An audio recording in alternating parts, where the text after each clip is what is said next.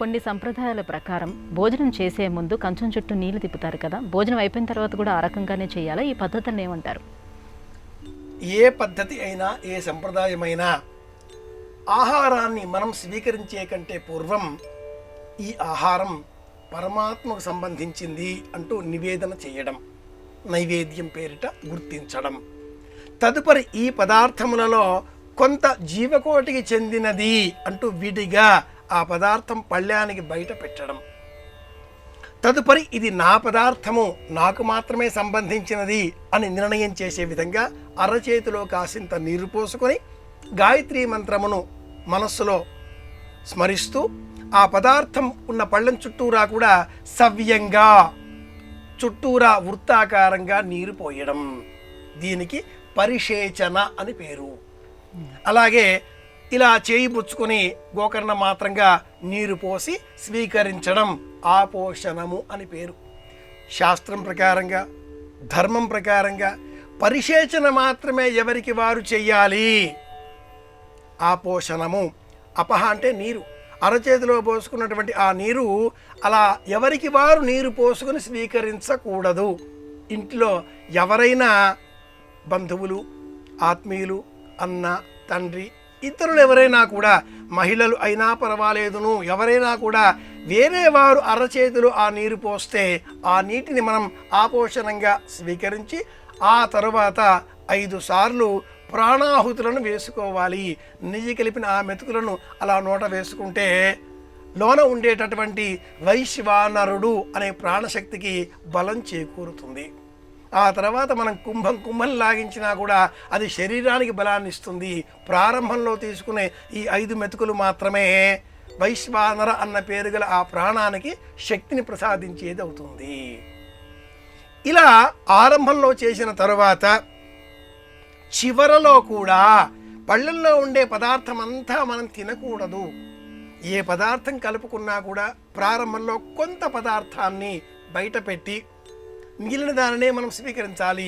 ప్రతి పదార్థాన్ని కూడా కొంత మనం పారవేయాలి అంటుంది శాస్త్రం. అనేక క్రిములు, అనేక జీవకోటి మనం విడిచిపెట్టే ఈ ఆహార పదార్థాలపైన, నీటి బిందువులపైన ఆధారపడి ఉంటాయి. చివరలో కూడా అరచేతిలో నీరు పోసుకొని అర్థినా ముదకం దత్తం అక్షయ్యము ప్రతిష్ఠతు అంటూ విడిచిపెట్టాలి. ప్రారంభంలో తిప్పాలి, చివరలో కూడా అరచేతిలో నీరు పోసుకొని ఆ నీరు కాసింత త్రాగి కాసింత మాత్రమే మిగతా నీటిని విడిచిపెట్టాలి. ఆ విధంగా ఆరంభంలో చివరలో 2 సార్లు కూడా చేసేటటువంటి ఈ పద్ధతి ఏ సంప్రదాయంలో ఉన్న అంతరార్థం ఏమిటి అంటే, పదార్థం అంతా కూడా నాకే కాదు, సమస్త జీవకోటికి కూడా చెందినటువంటిది అనేటటువంటి ధర్మబుద్ధిని మనలో పెంచే నిమిత్తమే ఈ పద్ధతి. ఇక మళ్ళీ కంచం కడిగే పని లేకుండా అంత శుభ్రంగా తినివేయడం దోషం, అధర్మం. చెయ్యి మళ్ళీ కడుక్కునే అవసరం కూడా లేకుండా కొంతమంది ఆ వేళ్ల మధ్యలో ఉండే పదార్థాన్ని కూడా శుభ్రంగా స్వీకరించేస్తూ ఉంటారు. ఇది ఇంకా పాపం, మహాదోషం. ఆ అన్నాన్ని ఇలా మనం పెడచగడితే కూడా మహాదోషము అంటుంది శాస్త్రం. అన్నాన్ని అదే పనిగా చూడడం కూడా దోషమే అంటుంది శాస్త్రం. కనుక అన్నాత్ భూతాని జాయంతే జాతాన్ని అన్నేన వర్ధంతే అద్యతేత్తి చ భూతాని. వేదంలో ఎంత ధర్మం చెప్పబడి ఉన్నది ఈ భోజనం స్వీకరించే విధానం అంటే, ప్రారంభంలో నీరు త్రిప్పడం ద్వారా ఇంత పదార్థమే నాది, కొంత బయట వదిలిపెట్టాను అనే ధర్మబుద్ధి. చివరలో నీరు త్రిప్పడం ద్వారా ఈ విడిచిపెట్టిన పదార్థం ఏదన్నా ఉంటే అది కూడా మిగతా జీవజాలానిదే. చివరకు నా చేతిని ఇలా శుభ్రం చేసుకునే సమయంలో విడిచిపెట్టేటటువంటి నీరు కూడా అర్థినా ముదకం దత్తం అక్షయ్యము ప్రతిష్ఠతు. ఇంతటి ధార్మిక బుద్ధితో ఉన్నవే ఈ ఆచారాలు, సంప్రదాయాలు, ధర్మ మార్గాలు అన్నీ కూడా. ఎడమ చేతితో, ఎంగిలి చేతితో కాకికి కూడా చెయ్యి బిదిల్చని కఠినాత్ముడు అని ఎవరినైనా మన వాళ్ళు చెబుతూ ఉంటారు.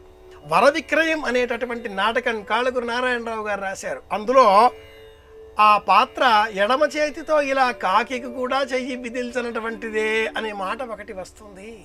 అలా చేయకూడదు. ఇది ధర్మం చెప్పే మార్గం.